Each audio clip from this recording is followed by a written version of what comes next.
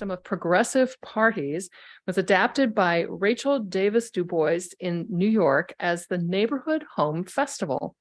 The purpose was intercultural experiences, developing friendships, and combating racism. And now we'll hear more about that from Ellen.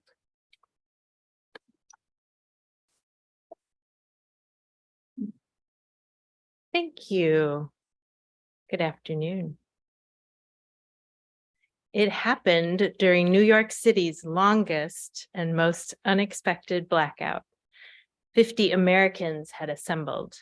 The aim, as with all real parties, was to experience the enjoyment of warm friendliness, to relax, and to have fun together. The method agreed on was simple: to share with one another memories of summertime in youth. These people I've never met before. They were of various ages and represented different economic, cultural, religious, and ethnic backgrounds.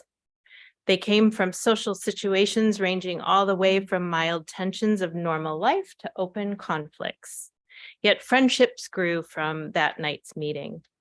The fundamental problem of the world today is this problem of personal relationships. If men can first be helped to regard one another as persons, despite differences, then and only then can they organize to live harmoniously together. These words about neighborhood home festivals were written by Dr. Rachel Davis Du Bois in her 1943 book, Get Together Americans: Friendly Approaches to Racial and Cultural Conflicts Through the Neighborhood Home Festival. In today's presentation, I'm sharing material available at the Immigration History Research Center archives in the Rachel Davis Du Bois papers. A portion of these papers are on the topic of neighborhood home festivals and a specific school program called Parandas. A note on the language used. I will occasionally read out loud or show on screen words from these historical sources, and these will include language that may be disturbing, harmful, or outdated. This language reflects past usage and now provides evidence of that use. Most of the documents and photos I am showing on screen come from a scrapbook in the Du Bois papers, with other quotes from published works.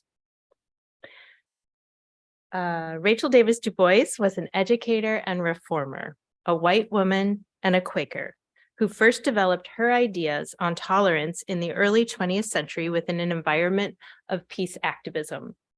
Her papers in the Immigration Archives measure over 15 feet of densely packed, thin onion skin-like documents, much of it typed or annotated by Du Bois or her associates. We also have her published books and educational materials and related organizations' records. Next slide, please. By the mid-1940s, when we are meeting her today, she has started her workshop on cultural democracy in New York City and developed the group conversation method for intercultural dialogue, one form of which she named neighborhood home festivals. About that, she writes here, "It is one of the most feasible programs for achieving understanding in a particular neighborhood ever devised."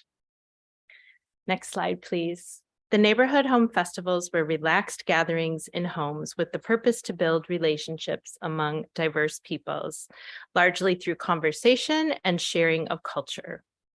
Designed by Du Bois to bring people of different experiences together in a friendly, non-threatening climate, they would share food, stories, and songs, and here personal experiential learning would transform attitudes.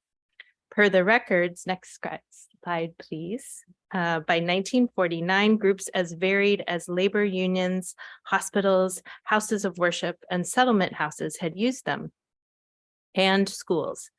Paranda, a word for a Puerto Rican custom of progressive parties, is in this setting an adaptation of the festivals in the schools, where the purpose was to provide intercultural educational experiences for school children and their adults, and in the process develop friendships, all with the goal to change attitudes regarding race and culture. Next slide, please. Sure. Excuse me, everybody. Cool. Worked. The neighborhood home festivals were relaxed gatherings in homes with the purpose to build relationships among diverse peoples. Oh, did I read this? Yes, I apologize. Let's see, a couple of slides here. Before we move into the festivals and parandas and a bit of their fun and games, I'll share some historical context to both intercultural education and Rachel Davis Du Bois's work. According to scholar Zoe Burkholder in her book, Color in the Classroom, How American Schools Taught Race, 1900 to 1954, after the highly restrictive Johnson-Reed Immigration Act of 1924, the previously popular Americanization programs lost their urgency. This change allowed for a softer approach towards immigration within the public schools. In this environment, Du Bois's idea of cultural gifts gained widespread support. Du Bois's vision of culture was one centered around visible signifiers of a minority group that stood in contrast to dominant culture.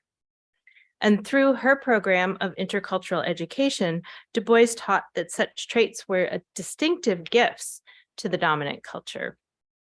In this model, she inverted a racial or cultural prejudice and provided numerous positive examples in order to counter.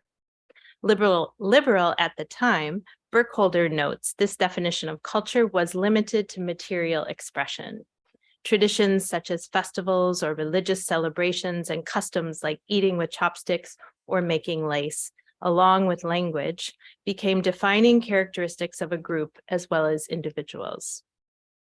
Burkholder names Du Bois as an assimilationist who encouraged immigrants to celebrate their non-dominant heritage through folk dancing, traditional arts, and festivals.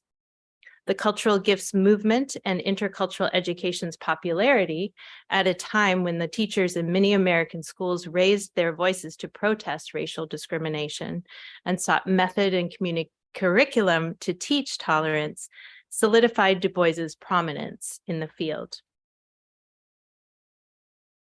So prominent that one of her clients becomes the New York Board of Education, when she is invited in 1947 by the Parents Association of a junior high school, PS 165 Manhattan, to work with them.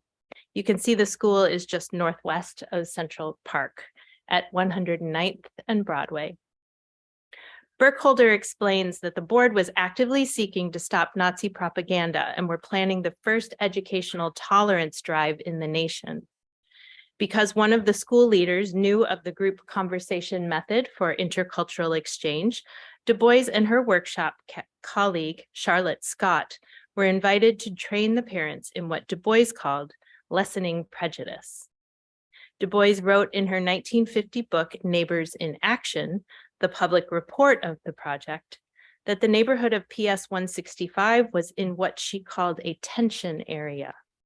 And the teachers and the community leaders were worried particularly about the Puerto Rican American young people's safety, as well as their educational needs. Du Bois writes, the Parents Association, shocked out of its complacency when 2 children in the neighborhood were killed by racial gang warfare, looked first at itself and realized that although there were people from 48 cultural groups in their school, the association's active leaders came from only 1 or 2 groups. Du Bois saw a need to diversify the association's leadership and to build more inclusive programming into the school, in modern words. Du Bois described the development of festivals and parandas in the schools. Groups of 7th grade youngsters and some of their mothers were taken each week to visit homes representing different cultural heritages, as mothers trained by the Workshop for Cultural Democracy took turns in leading the group conversations. Later, teachers were trained in the visiting of homes and guiding active discussions.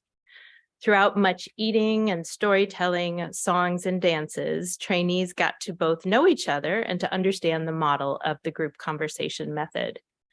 The groups might discuss, for example, holiday foods in springtime, the hot cross bun of the English and Puerto Rican cornbread. Games included matching memories, talking about what they like to do in the autumn, for example, discussing the moon, festivals, jumping in leaves, pranks, and building booths of boughs. The festival at PS 165 took on the name of Parandas. On a typed document in the archives, Du Bois explains the name's origin. The word comes from our Spanish-speaking Puerto Rican mothers who told of the fun whole families have together in Puerto Rico when they have progressive parties during holiday times. Her book names the originator. While listening to Mrs. Torres's description of the paranda, as she had enjoyed in a small town in Puerto Rico where she lived as a girl, our mind's eye traveled over the fire escapes covering the front of the apartment buildings, the steep steps, the locked door of every apartment. Could an adaptation of the paranda be used in the city? The program's goals were to build friendship through sharing cultural similarities and differences as the children moved from home to home. To reach this goal, carefully selected topics for the parents and the children to discuss included recreation or play in the home, worship in the home, and love or patterns of courtship. And music, cultural stories and artifacts, and food were suggested. Prompts for play would be, for example, compare different kinds of dances, or some families play musical instruments together and sing, or describe what a birthday celebration is like for you. In the Matching Memories game, a leader started by going around the circle of folks asking all to tell exactly where they had been in the world when they were 10 years old, with the result being that everyone wanted to contribute their own location to the growing list of places. In proceeding from house to house, eating food offered by the hosts, making music, and discussing strategic subjects, Parandas provided a friendly and safe environment to explore variety and difference. Du Bois's book reports, before an afternoon was over, the discussion had covered handshaking, baking bread, wedding observances, national heroes, religious rituals, parades, and rainy day activities. All of these, it turned out, exhibited basic similarities. We may do things differently, one boy decided, but we do them for the same reasons. And we all have the same feelings. Du Bois wrote, this unity of feeling was experienced by all, that by the time the paranda had drawn to a close with the singing of The More We Get Together, everyone felt as if they belonged together. The More We Get Together was named the paranda theme song, along with The House I Live In, a recording of which the Library of Congress has kindly digitized and provides open access.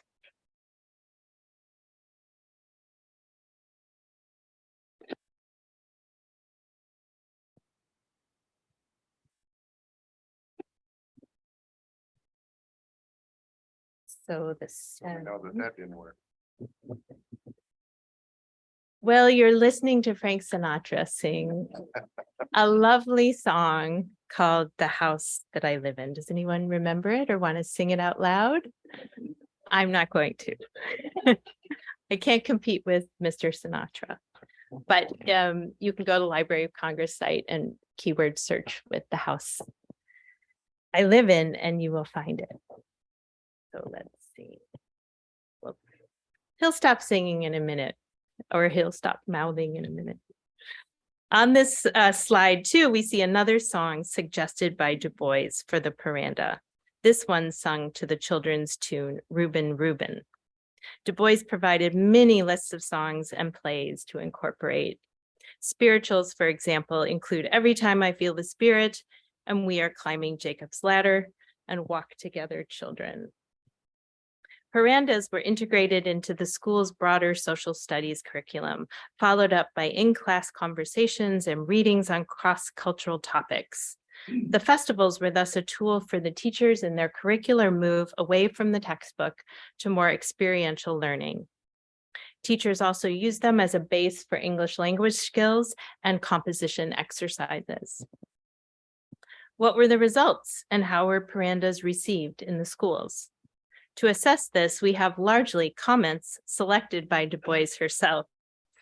Her documents and her books are full of positive statements from participants.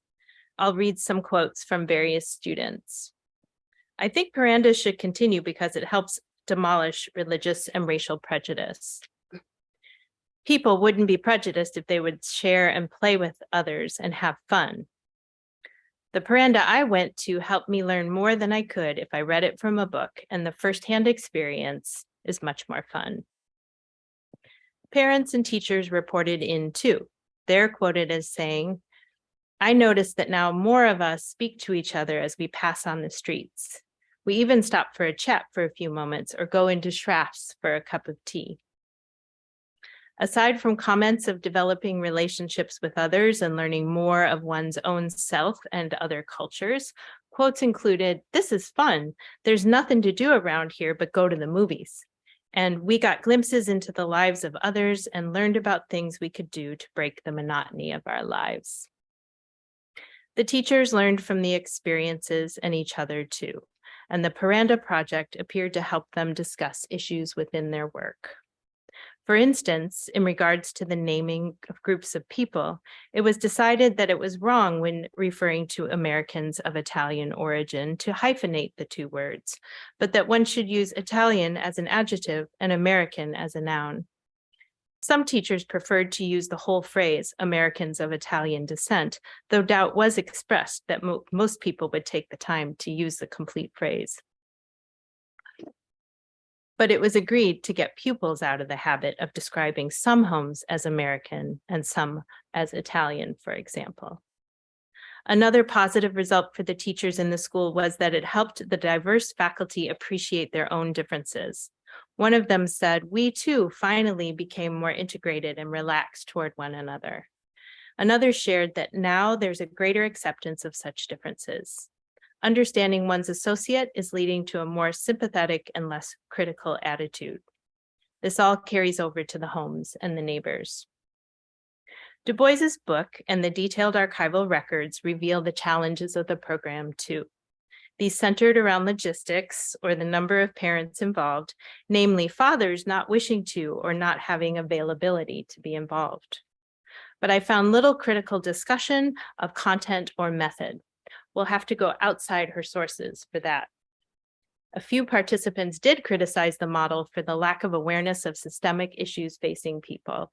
One saying, "Nothing like this does any real good as long as there are such differences in economic levels. That Irish family needs help in buying food. And we say to give such help is not the aim of the parameter. I think we've got first to do away with the class system."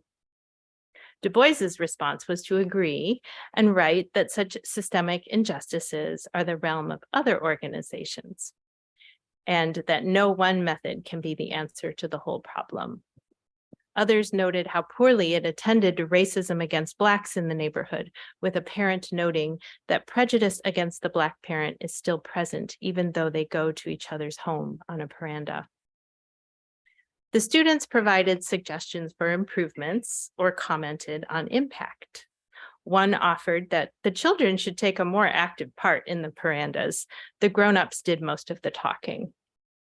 One student wanted these turned into assemblies so that the entire school could see things found within the homes. And another shared, "Because of these, I have become very much interested in the Jewish religion, although I am Protestant." Assessment of Du Bois centered on the program's popularity. She wrote, "We do not wish to claim more than was really accomplished. There were shortages and gaps in the project, both in the school and in the community, which are recognized by the leaders and will be worked on. On the other hand, from the reports of those in charge of the program after the workshop her group withdrew, we find, according to the principal, that the genuine enthusiasm for the program has been universal." There was some contemporary external critique. For example, sociologist and author Ira Reid reviewed the Neighbors in Action book in the journal now titled The Journal of African American History.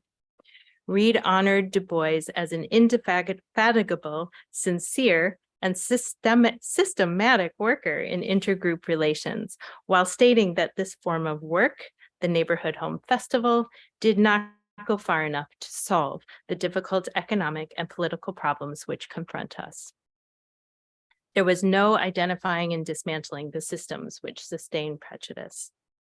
Reed wrote that Du Bois's theories and hypotheses are singularly tested and verified with the ethnic groups included in the experiment, but seem to be woefully inadequate in their application to the problems of race and color.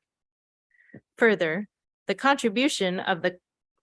interpretation of the contribution of the Negro to a way of life was deplorably weak when it was compared with the stories of Quakers, Irish, Jews, and Puerto Ricans. Neighbors in Action is good theory, good practice, and good human relations, as far as it goes. In 1950, Du Bois finished her work with the New York school system, summarizing proudly that after 3 years of activities and the training of 82 volunteer leaders, the Parents Association claimed this tension area is now a neighborhood. Together, they had hosted 53 parandas with 636 pupils and 318 parents or other adults. Her Neighbors in Action book was then chosen as one of the best examples of the democratic process in American life. And in 1951, the State Department sent her to Germany for a few years to continue her work in intercultural education there. After many more decades working in the field, in 1993, she died at the age of 101. Thanks for spending time with me and her papers today.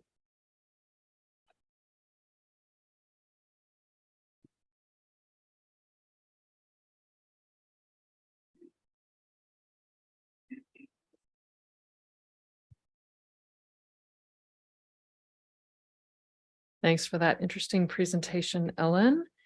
Our next presentation is by Ann Good, Assistant Curator of the James Ford Bell Library. Ball games, in fact, games and recreational activities of all sorts, were played by peoples throughout the pre-modern world. This talk will share accounts and images of recreation documented in the Bell Library's collections.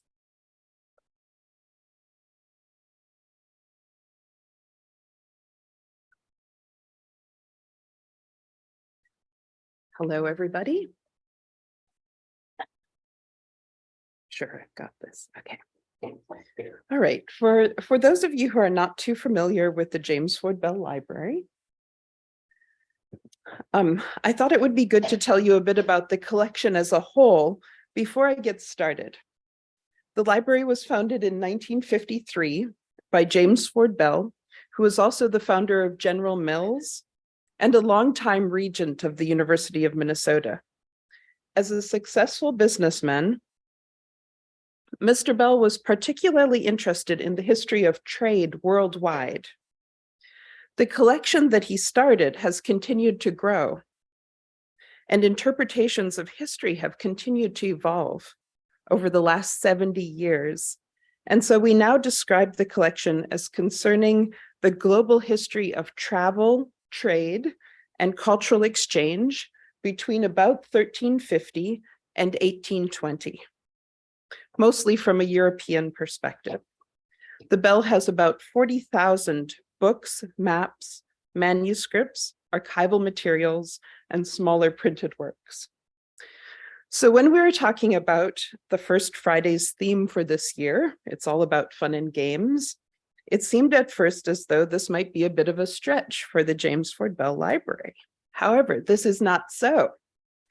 In thousands of European travel narratives, from the earliest items in the collection through the latest, we find descriptions of the social lives and customs of people around the world. Travelers who wrote books and readers who consumed them were interested in serious aspects of other people's cultures, as well as the more frivolous aspects. Moreover, travelers often followed a kind of formula for the sorts of things they observed and wrote about, often based on the works of ancient authors. Many travelers wrote about government, warfare, religious practices, marriage, birth practices, methods of child rearing, funerals, food, clothing, and yes, games as well. Thus, with a bit of digging, we can find descriptions of games played by people all over the world in the James Ford Bell Library. In fact, I enjoyed working on the theme for this year precisely because I had to search for and pay attention to a part of history that I don't usually think about. It led me to several exciting discoveries in the collection. Today, I'm going to tell you about 4 ball games from the Americas, with a particular focus on the third one, which is a game from Mexico and Central America, which is generally referred to as the Mesoamerican ball game, or if you like drama, the sport of life and death. So first, I'll start with the one that's probably most familiar to you. From the plains of North America, the Bell has an account by Mary Eastman with illustrations by her husband, Seth Eastman, who lived in this area in the 19th century, about a stick and ball game played by Native Americans. This game, as many of you probably know, is the forerunner of lacrosse that is played today. It is the oldest team sport in North America, and in the 18th century, observers sometimes reported teams of 80 to 100 players on fields that were more than a mile long. So I apologize in advance for probably getting the pronunciation wrong, but the Ojibwe word for the game is baga adawewin, which means to strike something repeatedly. And the corresponding Dakota word, takapsikapi, translates to making a ball bounce or jump. Because of its ancient origins and because of the centrality to rituals to restore balance among people, between people and the natural world, this game is also sometimes called the creator's game. The second one, let's see. The second one is, you might recognize from the title slide for the talk. This was one played by the Inuit peoples of Greenland. This game was described in the 18th century by Hans Egede, the first Danish Lutheran missionary there, and also the initiator of European settlement there. And this is how Egede describes the Inuit game. It is like our playing at football. They mark out 2 barriers at 300 or 400 paces distance from the other. Then, being divided into 2 parties as before, they meet at the starting place, which is at the midway between the 2 barriers. And the ball being thrown upon the ground, they strive who first, excuse me, they strive who first shall get at it and kick it with the foot, each party toward their barrier. He that is the most nimble-footed and dexterous at it, kicking the ball before him and getting the first to the barrier, has won the match. And Egede continues, thus they will tell you, the deceased play at football in heaven with the head of a morse or a walrus, when it lightens or the north light appears, which they fancy to be the souls of the deceased. So again, we see that this game too was not simply for fun, but also had a ritual and spiritual connection. And then the third one is a ball game from South America that is particularly associated with the Mapuche people, which is a collective ethnonym for those whose lands historically included parts of Peru, Bolivia, Chile, and Argentina. The Mapuche peoples resisted conquest by the Spanish fiercely and for more than a century. The ball game, which was called chueca in some of the Spanish sources, which which means a curved stick, so chueca, curved stick, or also palin, was often associated with ritual preparation for war. And so in areas that the Spanish controlled, they repeatedly tried to ban it.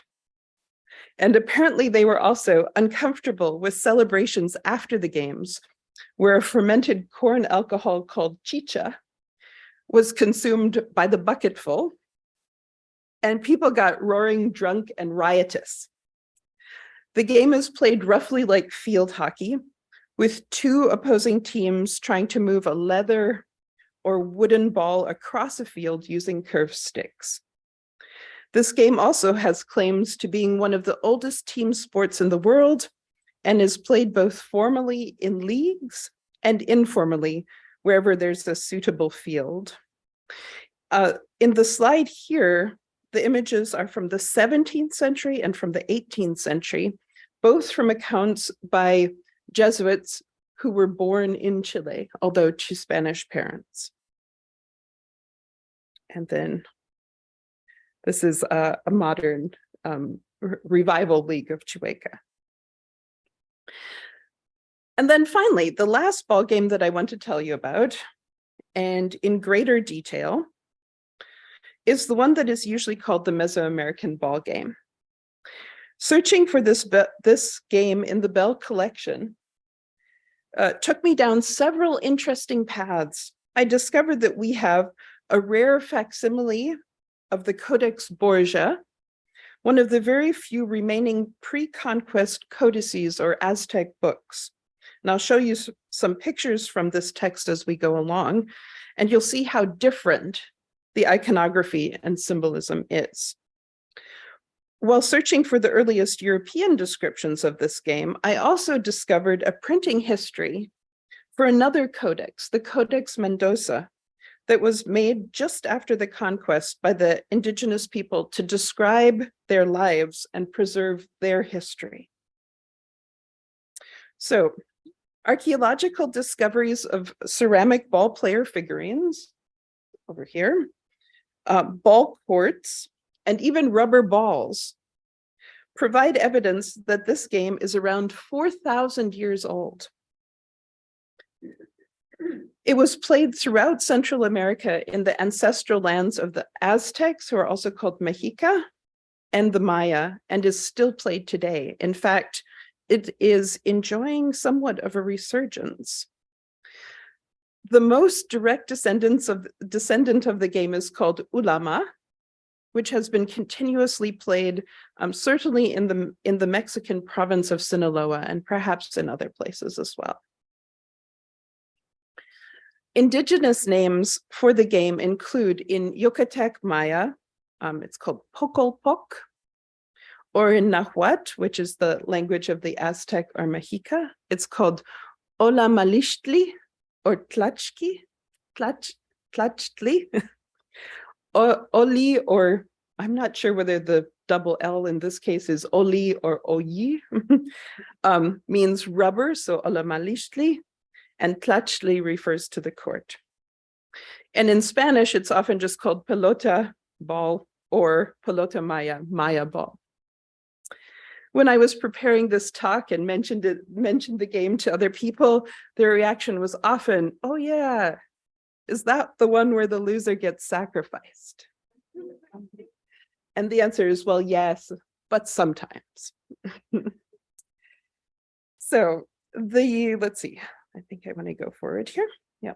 The game was played by teams of usually 2 to 4 players using a solid rubber ball on a court shaped sort of like a capital letter I, with the foot and the head of the I as the end zones for scoring. At the center of the court, there was often a vertical stone ring as well. Players used mainly their hips and elbows to direct the ball, though it's a 4,000-year-old game, so there were lots of variations. And they were penalized for using their hands or feet. So you can imagine that getting the ball through the stone ring would be very difficult. And it is believed that achieving this feat automatically won the game. I think the game itself, let alone the ritual significance of it, was very confusing to the European outsiders who first observed it. And I want to read to you a later English translation of a Spanish text. The Spanish text is by one of the men who took part in the initial attack on the Mexica capital of Tenochtitlan, which became Mexico City, in the 1820s. In the text, it refers to Montezuma or Moctezuma, who was the emperor at the time. This text comes from a huge compendium by an Englishman called Samuel Purchas. Purchas his pilgrimage, or Hac Laetus Posthumus, from 1625. And I'm going to read it verbatim, and you'll see that it doesn't always make sense. So, and I'll try to read this without lisping because it's kind of hard. Okay, so sometimes Montezuma went to the tennis court. Their ball is called Ula Malishli and is made of the gum which cometh from a tree called Uli. This tree groweth in a hot country. The gum being kneaded together and so made round is as black as pitch and somewhat heavy and very hard for the hand, but yet good and light to rebound, and better than our wind balls. They play not at chase, but at bandy or at check. That is, if the ball touch the wall, it loseth. They may strike the ball with any part of their body, but there is always a penalty if they only strike not with the buttock or side. Very convoluted, which is the finest play, whereof they use a skin upon each buttock. They play so many to so many for a pack of mantles. Let's see. According to the ability of the players. Also, they play for gold and feathers, and sometimes for their own bodies. So there's gambling going on, as they use at Patoli, which is a board game, which is there permitted and lawful. The tennis court is called the Tlachco, and is a hall, long and narrow, but wider upwards than downwards, and higher on the sides than at the ends, which is an industry for their play. The house is always white and smooth in the side walls. They have a certain stones like unto millstones, with a little hole in the middest, that passeth through the stone. The hole is so small, that scarcely the ball may pass through, but he that chanceth to strike the ball into the hole, which seldometh happeneth, winneth the game. And by an ancient law and custom among tennis players, he ought to have the cloaks of all those that stand and behold the play on that side that the ball went in, and in some tennis courts, the half of the garments of them that stand looking on. The winner is then bound to make certain sacrifice to the god of the tennis play and to the stone where the ball entered. The beholders of the play would say that such a winner should be a thief and an adulterer, or else that he should die quickly. They used in the temple of the tennis play 2 images of the god of the ball, which stood upon 2 lower walls. The sacrifice was celebrated at midnight, with many ceremonies and witchcrafts and songs for that purpose. Then came a priest from the cathedral church with other religious persons to bless the sacrifice, saying a certain devilish prayers and throwing the ball 4 times in the tennis court. In this order was the tennis play consecrated, and after this consecration, it was lawful to play or else not. For this diligence was first to be done when any tennis court or play was newly built. The owner of the tennis court also would never suffer any to play until he had first offered something to the idol. Their superstition was so great. So the author, at any rate, emphasizes material gain for winning the game. He doesn't mention any blood rituals, not bloodletting, and definitely not sacrifice as such. But in some sense, he realizes that the ball game was associated with religious rituals. The ball courts are a major part of almost every ancient Mesoamerican urban site that has been excavated so far. Some centers had multiple courts, suggesting the popularity of the game. And here you're seeing pictograms and ideograms from the Codex Mendoza. Pictograms for the names of various cities could include a ball court image. You can see it there. Suggesting how closely the ball game was tied to collective identity. Courts could be fairly simple, kind of like a neighborhood basketball court, or they could be elaborate and clearly associated with the centers of power and ritual. It is clear from the iconography on the ball courts themselves that indeed the ball game was often associated with human sacrifice. War captives played the game against their captors, and when they inevitably lost, their blood was spilled on the court. Blood was considered the essential sacrifice in both Maya and Mexica culture, responsible for gaining the favor of the gods, making the sun rise, and ensuring fertility of humans, animals, and plants.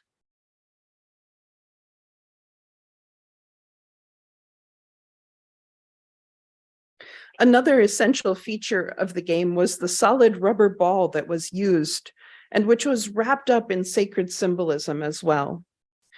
Rubber, both as runny sap and as hard balls, was often associated with ritual offerings. This is a page from the Codex Borgia, and you can recognize here, here, here, there, that one. Those are rubber balls. And they're being offered on altars as ritual sacrifices. It seems like they were usually tied with a cloth or a rope. There was a little indentation in the top, often for blood.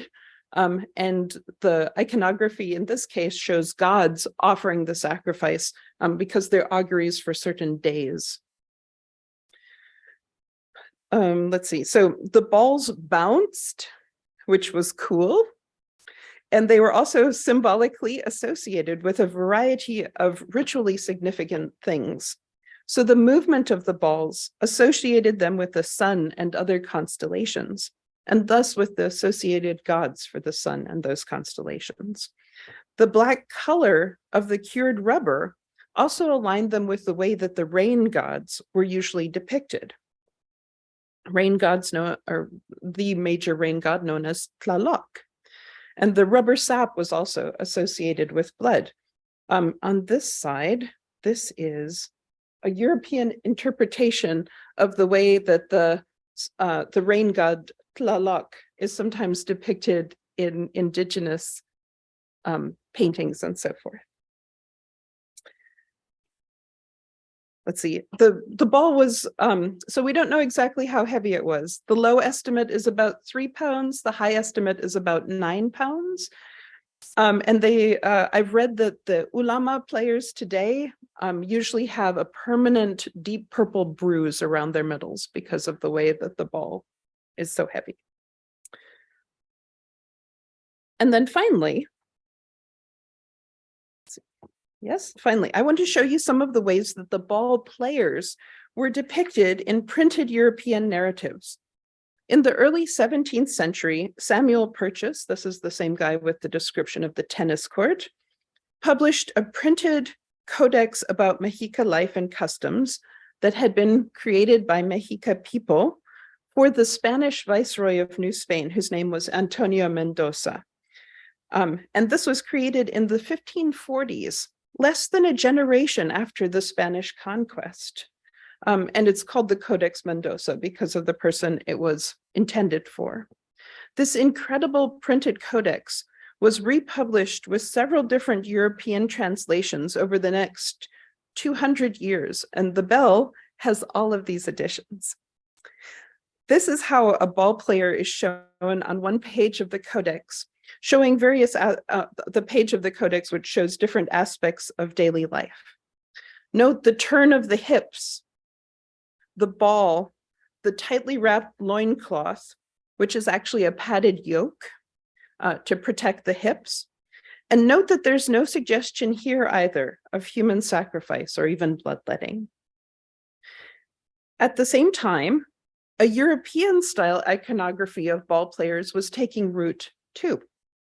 It is clear that they were fascinated. Europeans were fascinated by the game itself and the way the players moved their bodies to bounce the ball successfully. In 1528, Hernando Cortes, this is the one who led the conquest of the Aztec Empire, just a few years before that, really, visited the court of Charles V in Spain with a large contingent of people from Mexico, including high-ranking nobles and a retinue of at least 30 entertainers who had served at the Aztec court.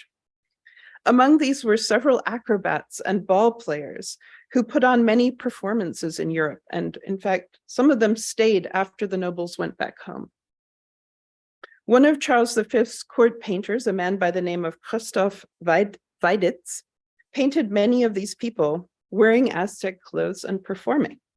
Weiditz's Trachtenbuch, which means costume book, was only known in manuscript form, of which Anderson Rare Books has a rare facsimile, and yet these images were incredibly influential. Here we see foot jugglers rolling logs and ball players twisted in the characteristic pose for hitting the ball.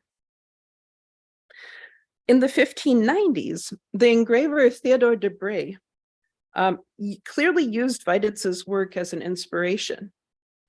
You might not remember the name de Bray, but if you've seen images from the early encounter between Europeans and Native Americans, you've almost certainly seen de Bray images. They're very, very famous. Let's see. So in a clear reminder that engravings are not documentary fact, we see here that de Bray placed these Mexica entertainers on a panoramic map of Cusco, which is in Peru. It's the Inca capital. And in another image, which is also set in Peru, we can see hip gyrations and other poses associated with the ball game, and yet it's all just a little off. And I think part of it is that everybody has shaved heads. Later, in the 18th century, Enlightenment writers also reproduced these images, reproduced and reinterpreted. One of the most widely read narratives was that of Francisco Xavier Clavijero, whose book I'll say in English, History of the Antiquities of Mexico, first published in 1780.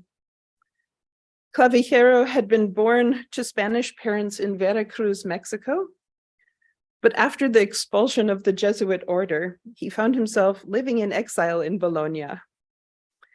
He wrote as a patriotic Mexican and revived these images to emphasize the achievements of the indigenous peoples. And I think that's probably a good place to stop.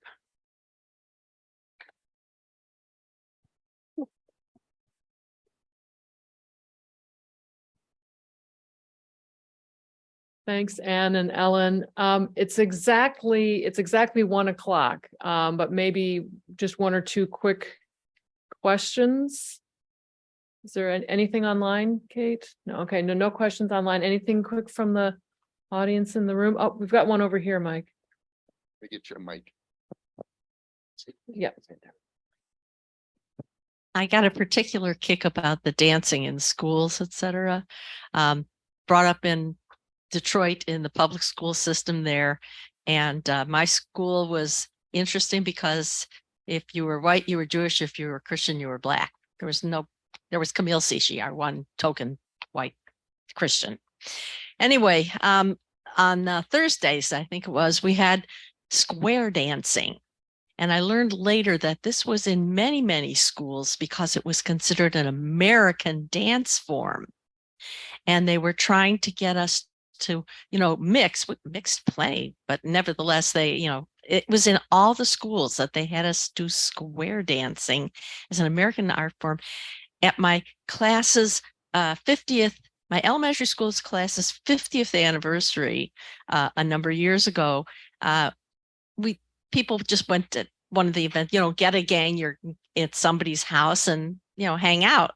So a bunch of us from my school, got together at the home of one of our classmates, and some of the people there were African Americans and some were Jews, and we started square dancing. We all remembered a couple of the square dances, and it was just such a hoot that it united us in memory, if not in culture. Oh, thank you for sharing that. I appreciate that. Thanks for your time today, everyone. Thank you so much for coming. Where else can you hear 17th century play-by-play than at First Friday? So we hope you'll join us again on March 3rd. I actually will be presenting on pageants and parades, so fun with a purpose, in the Social Welfare History Archives. Please remember to check out a tour with Kate if you're interested in doing that. She's in the back of the room. And the presentations will be available later on the University of Minnesota Library's YouTube channel. So thanks again for making it out here in the cold weather, everyone.